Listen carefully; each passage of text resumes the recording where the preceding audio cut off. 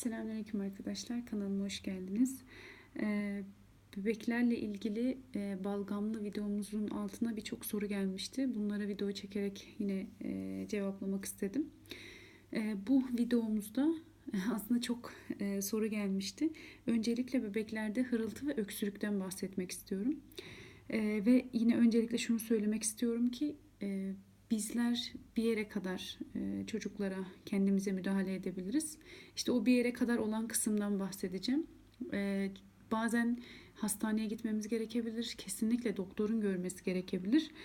O durumlar için konuşmuyorum. Sadece daha öncesinden bebeklere nasıl dikkat edebiliriz? Nasıl aşırı derecede soğuk almalarını önleyebiliriz? Ya da elimizdeki imkanlarla nasıl balgamlarını sökebiliriz? Öksürüklerini biraz kesebiliriz?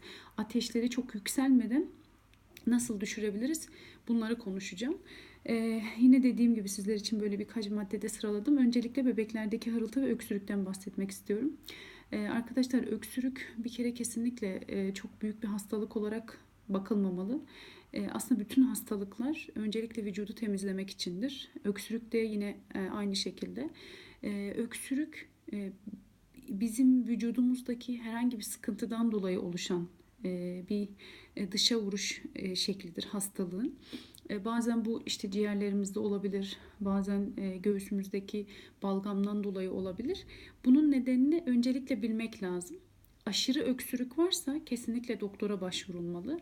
Ama normal bir öksürükse bunu nasıl geçirebiliriz derseniz ya da işte fark edebiliyorsanız göğsündeki balgamdan dolayı öksürük oluyor. Bunu nasıl önleyebiliriz? Şimdi öncelikle şöyle. Bir kere muhakkak evinizde zeytinyağı bulunsun. Zeytinyağı çok büyük bir şifa. Bebeklerinize benim halam diyordu ki ben bütün çocuklarıma doğdukları günden bu yana zeytinyağı veriyorum. Bir damla zeytinyağı ağızlarına damlatıyorum. Yani ben öncelikle ondan duymuştum. Zeytinyağı şifadır. Ağızdan vermeseniz bile yine benim büyük halalarım bütün çocuklarına ve bütün torunlarına hep şey yaparlar. Vücutlarını doğdukları günden böyle 1 yaşına 2 yaşına gelene kadar 2 günde bir zeytinyağıyla masaj yaparlar bütün vücuduna ve hemen hemen her gün duş aldırırlar. Bu çok önemli. Evinizde muhakkak zeytinyağı bulundurun. Bebeklere eğer öksürük ve hırıltı varsa bebeklerin göğsüne zeytinyağı sürüyoruz. Eğer çok varsa zeytinyağıyla biraz kekik yağı karıştırıyoruz. İkisini karıştırıp mesela bir tatlı kaşığı kekik yağı, bir tatlı kaşığı zeytinyağı sırt bölgesine iyice masaj yaparak, sonra göğüs bölgesine iyice masaj yaparak sürüyoruz. Kekik yağı burada.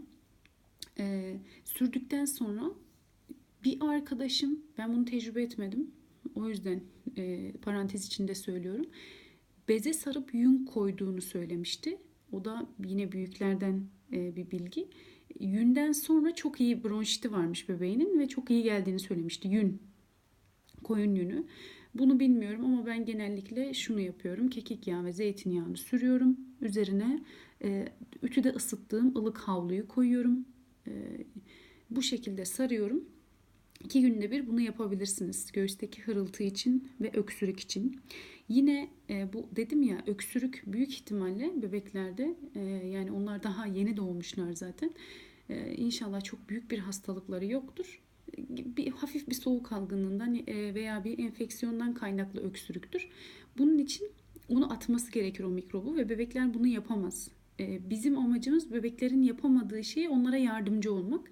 Ne yapıyoruz? Yine öksürük için de kesinlikle diyorum ya, öksürüğün nedeni büyük ihtimalle balgamdır, mikroplardır. Onu atması için bir izleyicimiz yazmıştı mesela.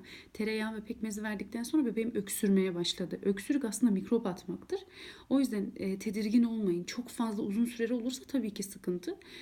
Ama tereyağı ve pekmezi eriterek yine verebilirsiniz. Bunları bebekler için söylüyorum. Çünkü 2 yaş üzeri çocuklar için çok daha yapabileceğimiz bir sürü şey var. Bebeklere biraz daha her şeyi veremediğimiz için üzüm pekmezi veya keçi boynuzu pekmezi. Keçi boynuzu pekmezi biraz ağır oluyor. Eğer varsa üzüm pekmezi veya dut pekmeziyle öncelikle deneyebilirsiniz. Yoksa keçi boynuzu pekmezi deneyebilirsiniz. Sonra bakayım şöyle.